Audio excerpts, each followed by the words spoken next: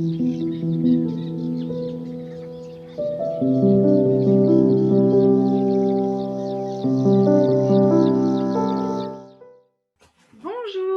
à tous, bienvenue dans cette nouvelle vidéo des interviews d'Emera.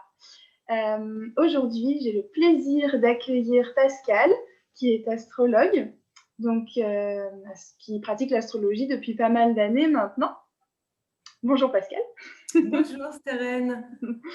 Donc merci beaucoup d'être là et de participer à mes interviews. Donc tu es la deuxième intervenante, ça me fait super plaisir puisque l'astrologie c'est un sujet qui me passionne réellement depuis très longtemps. Donc sans plus tarder, on va commencer les petites questions que j'ai à te poser. Donc ouais, comme je disais, tu pratiques l'astrologie depuis pas mal d'années maintenant. Est-ce que tu peux nous parler de ton cheminement? Qu'est-ce qui t'a emmené vers cette pratique-là? Voilà. Je crois que le déclencheur, c'est que quand, je ne sais plus quel âge j'avais, peut-être que je pense que j'étais adolescente, j'ai trouvé un livre d'astrologie chez un bouquiniste, un vieux livre d'astrologie. Et quand j'ai ouvert ce livre, donc il y avait des représentations des constellations, des cartes, des anciennes cartes, hein, pas celles qu'on utilise aujourd'hui. Et il y avait plein de symboles. Et en fait, c'est vraiment comme si j'ouvrais un livre sacré. J'ai une dimension, enfin pour moi, l'astrologie a une dimension très sacrée. Et donc après, voilà, ça a été le premier contact. Donc des années ensuite, après, j'ai acheté des livres d'astrologie qui se trouvaient à l'époque, si tu veux. Il y avait moins de livres qu'aujourd'hui. Et donc, j'ai commencé à apprendre toute seule, en fait. Voilà, les signes, etc. Et puis, à un moment donné, j'ai eu besoin d'avoir un enseignement. Et donc, ce qui est important, en fait, c'est que j'ai commencé par l'astrologie traditionnelle parce que c'est les livres que j'avais achetés et c'est les enseignants que j'ai trouvés. Mais en fait, je ressentais pas du tout quelque chose qui me convenait. Alors, je dis pas que l'astrologie traditionnelle n'est pas juste, mais alors pour moi, je me sentais restreinte par rapport à ce que j'avais découvert dans le livre. J'avais touché à quelque chose d'un mystère extraordinaire et là, ça me limitait, si tu veux. D'accord. Et donc, l'autre déclencheur, c'est que, curieusement, j'étais intéressée par l'astrologie et en même temps, je ne voulais pas aller voir d'astrologue. D'accord. Donc, ça peut paraître, c'est comme s'il y avait une peur chez moi. Et du coup, comme à un moment donné de ma vie, j'ai eu des questionnements, des doutes, enfin voilà, eh bien, je suis allée voir une personne, et évidemment, qui était astrologue traditionnelle. Et je suis sortie de cette consultation comme avec une épée de Damoclès sur la tête. Alors, je ne dis pas que ça vient de lui du tout. Je dis que c'était mes énergies de l'époque, mes peurs de l'époque, si tu veux. Mais du coup, il m'avait donné une échéance qui était dans un certain nombre d'années, avec un événement qui allait vraiment tout chambouler. Et n'en sachant pas plus, ça a commencé à m'angoisser. Donc, j'ai décidé de reprendre l'astrologie, de trouver une autre école d'astrologie. Et c'est là que j'ai rencontré l'astrologie humaniste. Et quand j'ai rencontré l'astrologie humaniste, je me suis sentie chez moi. Ah, c'est trop beau. Et donc, après, j'ai eu une enseignante extraordinaire. Et puis après, eh bien, voilà, là, à partir de ce moment-là, c'est devenu vraiment une discipline pour moi. J'en ai fait tous les jours. Et voilà, c'est ma base, c'est la base de ma vie, l'astrologie. J'ai rencontré d'autres astrologues après, toujours d'obédience humaniste, si tu veux. Et enfin, voilà, c'est qui m'ont apporté à chaque fois de nouvelles choses.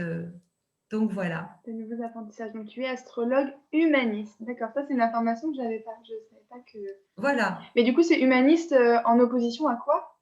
Alors, en fait, c'est pas en opposition, c'est qu'il y a plusieurs écoles d'astrologie. Oui, Donc, ouais, il y a l'école traditionnelle, par exemple, il y a l'école conditionnaliste, humaniste, holistique. C'est une manière d'appréhender l'astrologie qui est différente et l'astrologie humaniste, moi, correspond à mon désir d'expansion. Ça travaille sur tous les plans de l'être.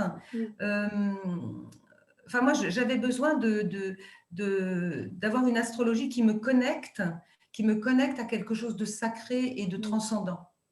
C'est ce qui m'a beaucoup parlé d'ailleurs parce que du coup, tu m'as analysé mon thème astral et ça m'a énormément parlé. Ça prenait vraiment compte de tout et ça faisait du Oui, sens, ça faisait du lien avec tout en fait. Donc, c'est en ça que c'est très intéressant. Quand on a aussi l'ouverture d'esprit disponible pour tout ça. oui, oui, Bien bien sûr. sûr. Donc du coup, c'est vrai que moi personnellement, je vois l'astrologie comme un puissant outil de développement personnel en lien avec tout ça et de connaissance de soi. Mais par contre, chaque personne a aussi sa propre représentation, parce que c'est vrai que l'astrologie, on en parle un peu en long, en large et en travers, on entend tout et n'importe quoi, entre l'horoscope du matin, l'horoscope dans le journal, et puis tous les sites internet, tout ça. Donc tout le monde se fait un petit peu sa propre idée, mais alors bon, tu l'as déjà abordé un petit peu, mais qu'est-ce que c'est vraiment l'astrologie et qu'est-ce que ça peut dire en fait sur notre personnalité, sur notre chemin de vie, en quoi ça peut être vraiment une aide de développement personnel.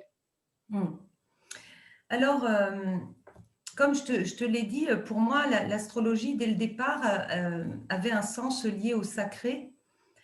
Donc, le sacré, c'est le fait de se relier à quelque chose de transcendant, hein, à quelque chose de plus grand que nous. Si tu veux, on est incarné sur Terre, d'accord? Donc là, on est conscient d'être sur la Terre, on apprend à connaître la planète sur laquelle nous vivons, ses cycles, la diversité de la nature. Mais l'homme oublie parfois que cette Terre, elle fait partie d'un système solaire. Donc, elle est inclue dans ce système solaire qui lui-même est inclus dans une galaxie.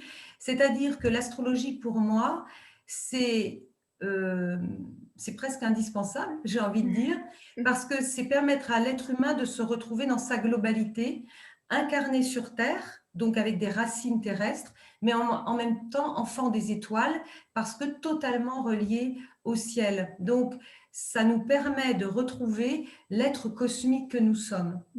En inclusion plutôt qu'en individualité. Complètement, complètement.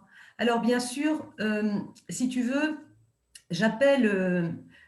Donc, évidemment, on utilise en astrologie ce qu'on appelle le thème astrologique. Hein. Le thème astral, le thème astral, on peut le faire pour toute chose. Par exemple, j'aurais pu faire le thème astral de notre rencontre, là, aujourd'hui. Oui. Pour voir les énergies un peu. Ah, On peut faire le thème évidemment d'un individu quand il naît, mais le thème d'un événement, le thème de la France, le thème de toute chose, parce que finalement, ça va nous donner le sens de l'événement, le sens de l'incarnation. Donc, ce thème astrologique, si tu veux, j'ai tendance à dire que c'est notre GPS. Ouais, c'est notre guide personnel stellaire ou notre guide personnel spirituel. Pourquoi? Parce que lorsque, dans l'histoire spirituelle de l'être humain, nous avons tous entendu parler de la chute, c'est-à-dire que l'être humain, à un moment donné, s'est trouvé séparé du monde céleste, on va dire, du monde spirituel. Et il a donc perdu tous ses sens originels, on va dire, la clairvoyance, la clairsentience, qui fait qu'il était totalement guidé. Et je dirais que l'astrologie, pour moi, c'est le cadeau des dieux, c'est-à-dire que on nous a donné, pour que nous ne soyons pas perdus, ces cartes du ciel, justement pour garder le contact avec le ciel, avec notre être supérieur. C'est beau, c'est beau, un cadeau du ciel, un cadeau stellaire. Oui. C'est vrai que c'est incroyable de se dire que tel endroit où la planète va être placée en telle relation avec une autre planète, ça va tirer des tensions par rapport à la personne et ça va avoir vraiment un sens et ça donne un sens plus profond. Ça encourage en tout cas à aller chercher un sens plus profond en fait à notre vie ou à tel ou tel événement, effectivement. C'est ça. Il y a vraiment cette notion dans l'astrologie, je trouve, de tout est interconnecté, quoi. C'est vrai, quand on commence à ouvrir les yeux dans sa spiritualité, on se rend compte que tout a du lien, tout a un sens, tout est interconnecté. Et avec l'astrologie, juste, ça s'écrit d'une certaine façon sur une feuille, quoi. Et que c'est vrai que quand on fait un thème astral, moi, ce que je me suis dit, c'est mais en fait, il y a tout qui est écrit, quoi. Tout est écrit de cette façon-là sur cette feuille, c'est incroyable. C'est vraiment, c'est vraiment une science en plus, quoi. Je trouve que ça relie un petit peu la science et l'ésotérisme à la fois, quoi. C'est comme si c'était un tout. En fait, c'est à la fois une science. Pourquoi? Parce que la base de l'astrologie, c'est l'astronomie. Donc Oui. là, c'est la science physique. On va se servir de la position des planètes, etc. Et en même temps, c'est un art. Pourquoi? Parce que à un moment donné, quand tu intègres cette science, cette science, c'est-à-dire que la différence entre l'astronomie et l'astrologie, d'accord? L'astronomie, on pourrait dire que c'est lié au cerveau logique. La raison, la logique, ce qui est de la matière, de l'ordre de la matière, et l'astrologie va faire référence à l'autre cerveau, le cerveau irrationnel, le cerveau Créatif. sensible. Et donc là, on va s'intéresser à la science du sens. C'est-à-dire qu'au-delà de tout ce qui est manifesté, matérialisé, il y a aussi une information subtile et sensible. Et c'est ce que l'astrologie va chercher, puisque l'astrologie s'intéresse au langage des astres. Quelle est l'information que les astres, que les étoiles veulent nous donner pour nous guider? C'est toujours cette idée de nous guider. L'incarnation, c'est un voyage. Quand on s'incarne, on voyage. Les navigateurs regardaient les étoiles pour être guidés dans la bonne direction. Eh bien, le thème astrologique, c'est ça. C'est la feuille de route, ta feuille de route, au moment où tu nais. C'est toutes les énergies cosmiques qui se manifestent au moment où tu nais. Et c'est ta feuille de route. C'est tout le potentiel que tu as révélé pendant ton incarnation, parce que l'univers a une intention pour chacun. Et nous sommes venus manifester l'intention de l'univers. Sachant qu'il est très souvent question de quelle est ma mission de vie, quel est mon chemin on en de parle vie. beaucoup, oui. Et d'une manière globale, d'une manière générique, on pourrait dire, la mission de tout être humain qui s'incarne, c'est d'évoluer. Ouais. C'est d'évoluer pour permettre à l'humanité, à la collectivité d'évoluer. Et maintenant, donc ça, c'est la base. Mais maintenant, pour évoluer, chacun va avoir une mission particulière. D'accord. Donc certains, ça va être des instructeurs, des guérisseurs, des artistes. Peu importe, chacun a sa spécificité. Mais le but pour chaque être humain, c'est l'évolution et l'évolution de l'espèce.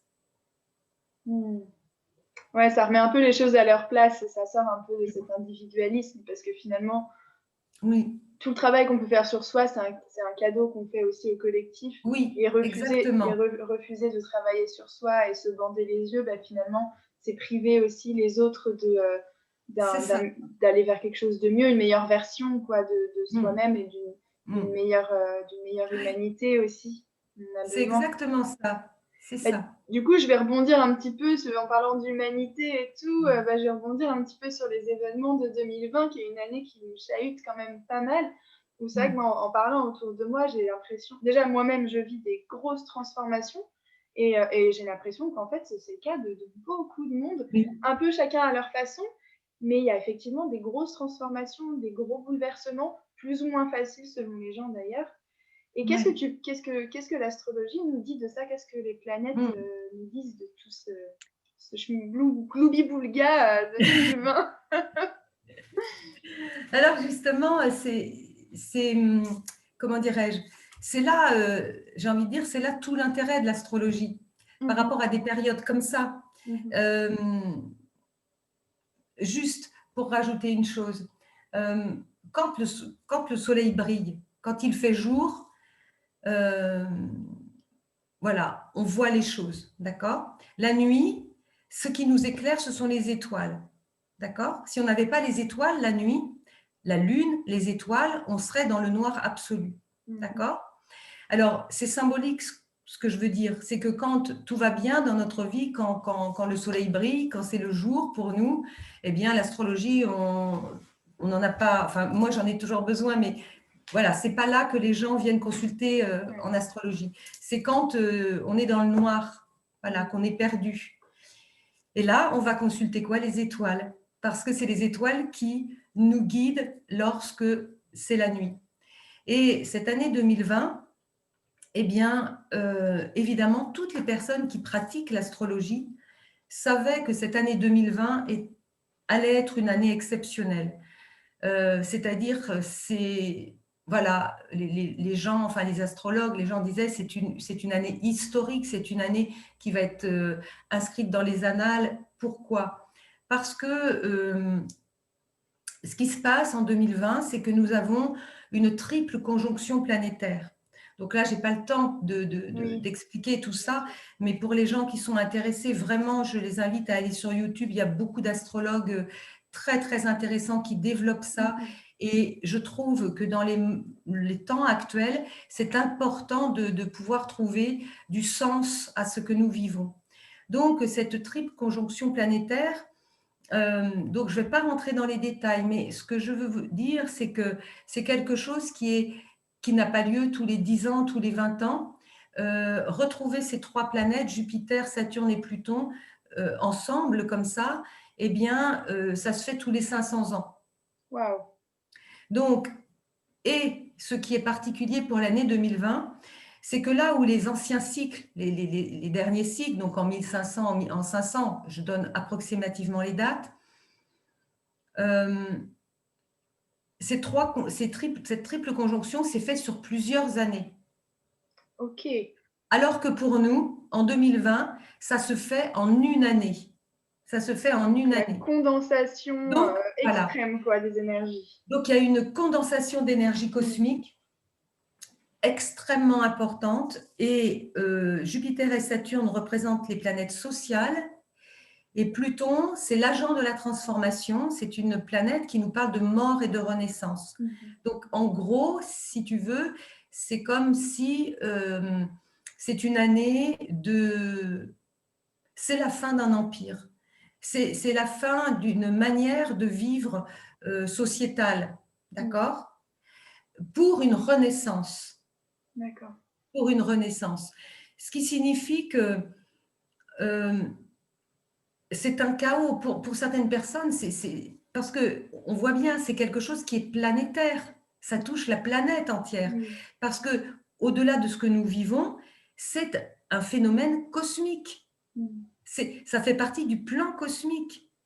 On baigne au milieu de ces énergies-là, quoi, qui nous traversent. Complètement. Et c'est important de ne pas les oublier dans ce que nous vivons, parce que si on se souvient que c'est cosmique, on va quelque part s'aligner avec ce que demande le cosmos. On va participer à la transition. Et finalement aussi, du coup, ça me fait penser à lâcher prise et accepter et se dire, bon, bah, de toute façon, c'est comme ça. Et plutôt que de résister et de souffrir, parce que c'est la résistance aussi qui fait souffrir. C'est ça. C'est-à-dire que donc cette année, c'était soit... C'est comme une année de choix. Voilà. C'est ça que j'ai envie de dire. Soit on est KO, ou soit on est OK. D'accord ? Et quelque part, je dirais que c'est une opportunité, en fait, c'est une opportunité pour l'humanité de vraiment éveiller sa conscience. D'accord ? De vivre un éveil de conscience.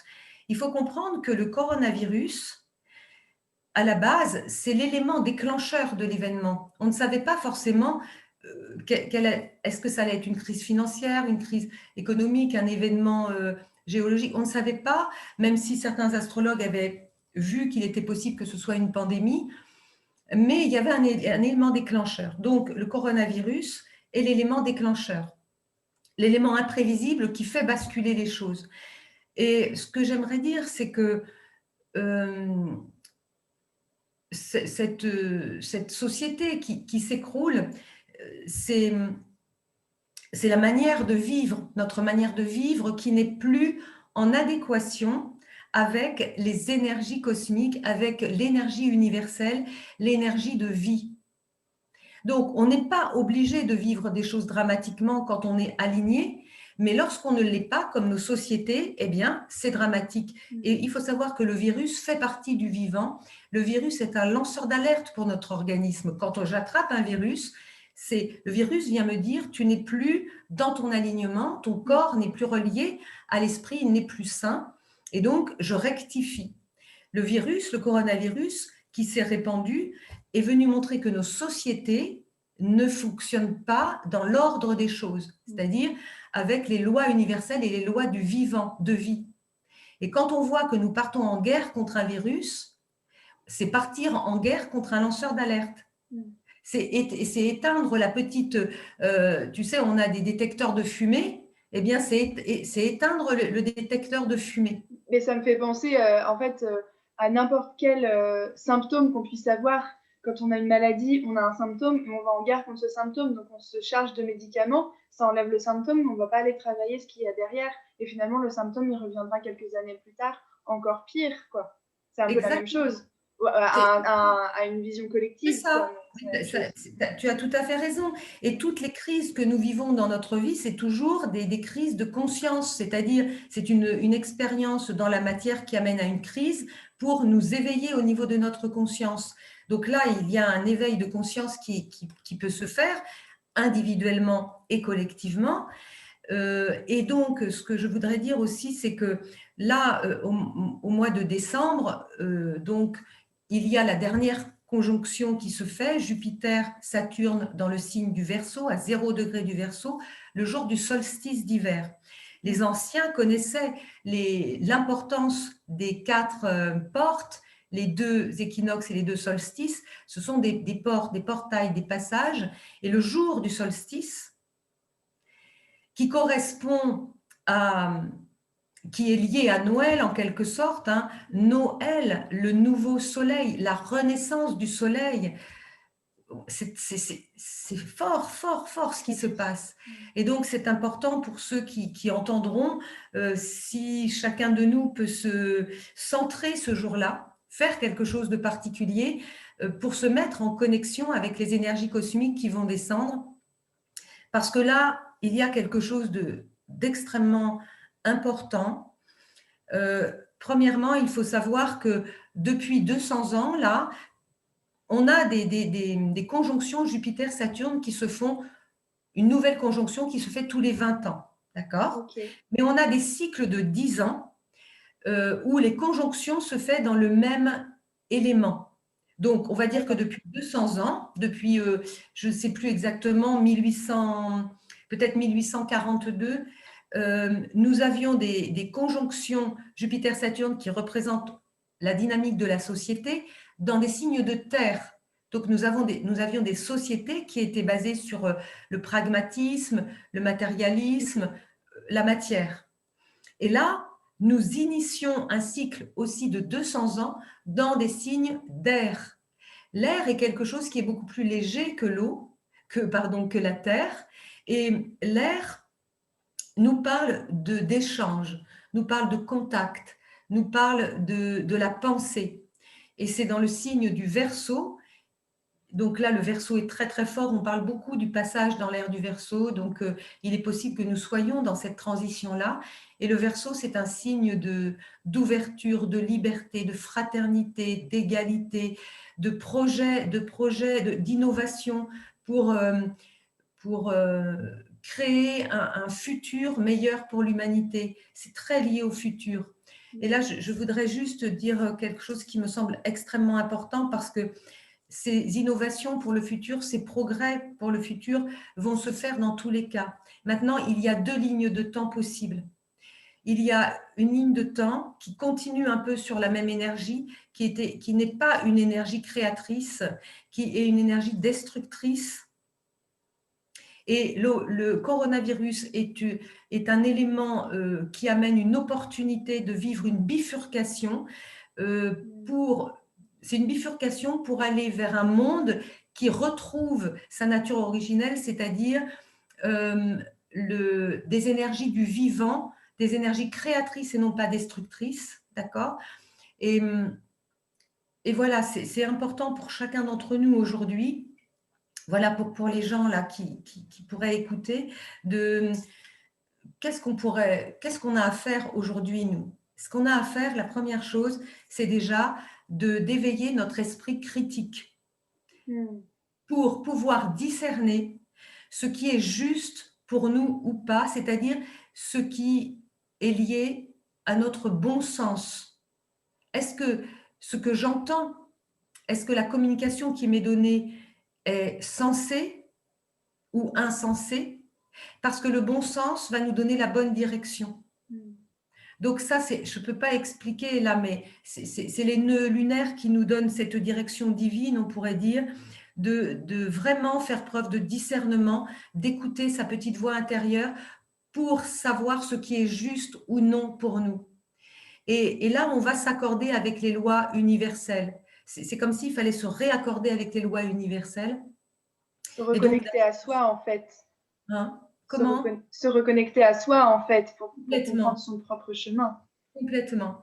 Et donc suivre la bonne voie parce que là, il y a une opportunité de changement total et de retourner vers vraiment parce que l'humanité, elle est enfermée depuis très, très, très longtemps. Et l'humain, il a perdu toute sa dimension cosmique en quelque sorte. Et là, il y a une opportunité qui est merveilleuse pour les gens qui comprennent ça. C'est comme si on attendait ça depuis très, très longtemps. Ouais. Donc, d'où, comme tu disais, ouais, 2020, une année de choix, quoi. Soit on reste dans la sclérose qui a été celle qui s'est d'ailleurs empirée d'année en année, dans laquelle on a un petit peu tombé, soit c'est l'opportunité d'apporter de la lumière, et en apportant de la lumière, c'est prendre le temps d'apprendre à se connaître chacun. Et j'ai une amie qui m'a dit récemment, mais en fait, mais quel monde de merde, je vois pas l'intérêt, parce que c'est horrible, ça me déprime. Et moi, je lui ai dit, essaye de ne pas regarder tout dans son entièreté. Regarde plus proche de toi, regarde les petites choses, les belles choses qu'on fait autour de toi, parce qu'en fait, dans ton environnement, tu as forcément des gens qui font des belles choses. Et concentre-toi sur les belles choses, et toi, apprends à méditer, à savoir ce qu'il faut que tu fasses à l'intérieur, et toi, fais des belles choses, et au fur et à mesure, on va être plein à faire des belles choses, et puis ça sera cette opportunité, justement, j'imagine, de sortir de ce système sclérosé, quoi. C'est comme ça que je le vois, en tout cas. C'est ça, c'est-à-dire que là, aujourd'hui, quelque part, il faut arrêter de mettre son focus sur l'ancien monde qui s'écroulera de lui-même. Et donc, plus il y a de gens qui mettent le focus sur le monde à venir, le monde qu'on a envie de créer tous ensemble, un monde qui est justement beaucoup plus fraternel, beaucoup plus lié à l'amour, beaucoup plus lié au vivant, à la beauté, à la création, eh bien, plus on va permettre à ce monde d'arriver plus vite peut-être, je ne sais pas, ou que ce soit moins difficile, l'accouchement sera peut-être moins difficile. Donc, il faut que nous focalisions uniquement là-dessus. Et le reste, n'écoutons pas trop les informations qui font peur, qui nous rendent tristes ou qui nous angoissent. En nous, il y a un potentiel énorme et il faut le redécouvrir. Et c'est pour ça que je vois j'ai vu beaucoup récemment de trentenaires parce que il faut comprendre que 30 ans, enfin 29 ans et demi, 30 ans, c'est un âge particulier c'est valable pour tous les êtres humains parce qu'on a ce qu'on appelle le retour de Saturne. Donc Saturne, c'est une planète qui nous demande de nous autonomiser, nous responsabiliser, nous engager dans notre voie et de lâcher un petit peu le côté enfant qui a toujours besoin d'être sécurisé par la famille ou soutenu par la famille. On a des choix responsables à faire. Et ce qui se passe pour les personnes qui sont nées en 90, 91, ces personnes, elles vont faire un retour de Saturne, mais en plus, pour celles qui ont un Saturne en Capricorne, avec Jupiter et Pluton. Donc, il y a quelque chose de plus intense pour elles, d'accord? Et pour celles qui sont nées en 91, qui ont un Saturne en Verseau, elles vont faire le retour de Saturne avec Jupiter en Verseau, plus le carré à Uranus, ce qui veut dire qu'il y a quelque chose de plus intensifié pour porter ces personnes à aller vers leur réalisation. Et ce que j'ai observé, c'est que les personnes, donc les trentenaires qui sont venues me voir, elles ne sont pas venues dépitées, pas du tout. Elles ne sont pas venues complètement dans le chaos. Non, non. Elles ressentaient déjà qu'elles avaient à entreprendre quelque chose de nouveau, des fois des bifurcations totales dans leur vie, un changement complet. Elles venaient juste pour avoir la validation des astres, c'est-à-dire, est-ce que c'est juste ce qui se passe là? Et oui, c'était complètement juste. Donc, elles venaient plus pour être validées parce que elles étaient en contact avec leur être intérieur et les énergies cosmiques à l'intérieur d'elles. Elles ont suivi ce chemin-là et donc elles sont dans des phases de réorientation très importantes. Ouais. Waouh, c'est très très fort, hein. C'est vraiment très très fort ce qui se passe aujourd'hui. Et c'est vrai que, enfin, je sais pas pour ceux qui nous écoutent, mais en tout cas, moi, c'est vraiment quelque chose que je ressens très fortement en m'approchant des 30 ans aussi. Donc, je me sens directement Oui. concernée parce que tu expliques. Et effectivement, on ressent cette espèce de force de ouais et d'optimisme, en fait, d'espoir Oui. malgré tout ce chambardement. Oui. Il y a quand même un espoir, quelque chose de très fort qui est là Oui. et qui donne envie de continuer et de se dire que non, on va pas se faire vaincre par les forces du mal. Non. Ah non, non, non, non, non, au contraire, c'est comme je dis, c'est une opportunité Mm. extraordinaire et il y a beaucoup d'êtres incarnés aujourd'hui justement pour participer Ouais, quelque part à une apothéose, quoi, hein, ouais, à voilà, un changement de conscience. De c'est toute vrai. façon, les Ouais. choses se feront parce que c'est cosmique. Maintenant, est-ce que ça va se faire dans la douleur, dans la souffrance, ou est-ce que ça va se faire dans la joie? Alors, d'une manière individuelle, tous ceux qui sont déjà alignés vont recevoir les énergies très fortes et ça va les propulser. Tous ceux qui ne sont pas alignés, qui restent dans le domaine de la peur, de la dualité, etc., Mm. bon, ben, ça peut être un peu plus compliqué à vivre hein, parce Mm. que c'est des flux d'informations qui arrivent et ça peut bousculer, ça peut même foudroyer. Parce Ouais. qu'il faut redresser les choses, quoi. Bah, plus on résiste et plus on veut on ne veut pas voir les choses, Ouais, plus ça sera violent, effectivement. ouais. Et du coup, je tiens à rappeler ce que tu as dit il y a quelques minutes là pour le solstice d'hiver en Oui. décembre, donc entre le 22 et le 25. Si tous, Mm. bah, vous pouvez méditer un petit peu plus, prier, mettez de la sauge chez vous, enfin, vos habitudes pour vous recentrer à vous, peut-être faire du yoga, peut-être juste pour vous, c'est faire du sport, tout ce qui vous reconnecte à vous-même, à votre, ce qui vous, ce qui vous recentre, ce qui vous calme, ce qui vous fait du bien. Allez-y à fond sur ces jours-là parce que visiblement, ça va aider aussi les énergies à être aussi plus fluides et que, et que ce soit bon Oui, pour tout le monde. exactement. Ouais, C'est exactement ça. Que chacun fasse son rituel, ouais, c'est ça. un petit rituel de connexion, et puis pour permettre à ces énergies, à ce nouveau soleil, symboliquement, de se manifester, Ouais. quoi. On vit une sacrée vie, une sacrée année. Ah oui, C'est une chance d'être sur Terre pour assister à ça hein, quand même. Moi, je suis vraiment contente. C'est pas facile tous les jours, complètement. mais je suis vraiment contente de ça quand même. C'est exactement ça. Mm. Et je voulais juste dire que le symbole euh, le symbole de cette conjonction qui se fait donc à 0 degré, 0 et quelques degrés du Verseau, donc le 1 degré du Verseau, c'est la concrétisation d'un idéal. Ceci implique aussi l'immortalisation d'un individu au sein d'une grande entreprise collective et culturelle. Voilà, il y a quelque chose de puissant, Ouais. de très puissant et qui peut vraiment, il est question d'offrir aux hommes primitifs l'opportunité de parvenir à un échelon d'activité supérieur, plus organisé et plus productif. Voilà, ça ce sont les symboles sabiens et donc c'est pareil, c'est symbolique, mais voilà. Ça se Ça- joue vraiment à l'échelle de la communauté, quoi. oui, oui. N'oubliez pas que nous sommes tous ensemble. Mm, Ok, c'est trop trop beau tout ce que mm, c'est tellement intéressant. Enfin, je oui. pourrais parler de toi, non, avec toi de ça pendant des heures clairement. Mais bon, on arrive quand même à la fin de cette interview et donc à ma petite question rituelle. Et du coup, je voudrais savoir pour toi, Pascal, c'est quoi l'amour? Alors, l'amour. L'amour, l'amour, c'est la force de cohésion de l'univers. C'est-à-dire que l'amour, c'est ce qui a présidé à la naissance, à la création de tout ce qui est manifesté. Et donc, nous, on a tendance à souvent associer l'amour à un sentiment, mais l'amour, c'est pas un sentiment, c'est au-delà du sentiment. Mais ça peut se manifester évidemment à travers un sentiment.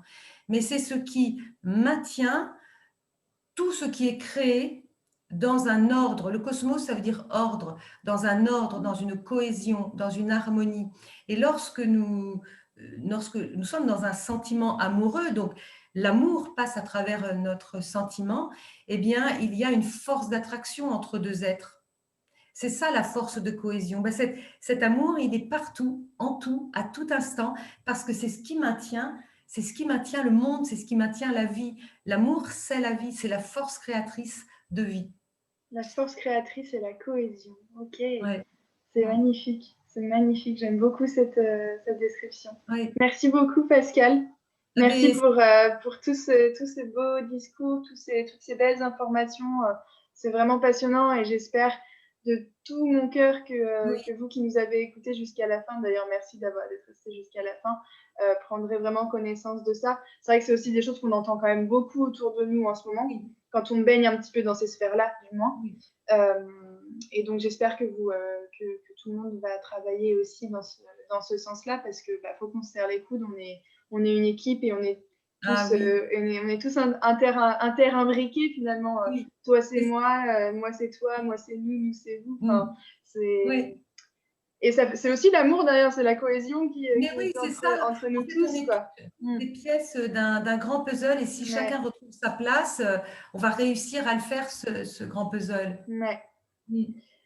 Super. Du coup, on va finir sur ces belles paroles. Donc déjà, encore une fois, merci. Merci à toi, Pascal, d'avoir participé Mm. aux interviews d'Emera, parce que l'astrologie, comme j'ai dit au début, c'est quelque chose qui me passionne beaucoup, qui est dans ma tête pour une formation future d'ailleurs. Et puis, merci à tous ceux qui ont écouté cette interview jusqu'au bout.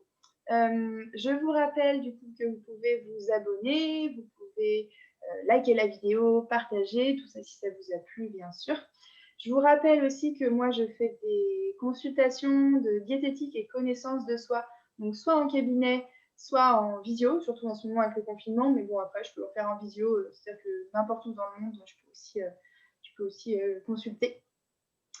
Et puis, du coup, vous retrouvez toutes les informations pour tout ce qui est prise de rendez-vous qui se passe sur mon site internet. Ce sera sous la vidéo, et également en fin de vidéo, là, dans quelques secondes. Et puis, voilà. Donc, merci encore à tout le monde, et puis, à très bientôt.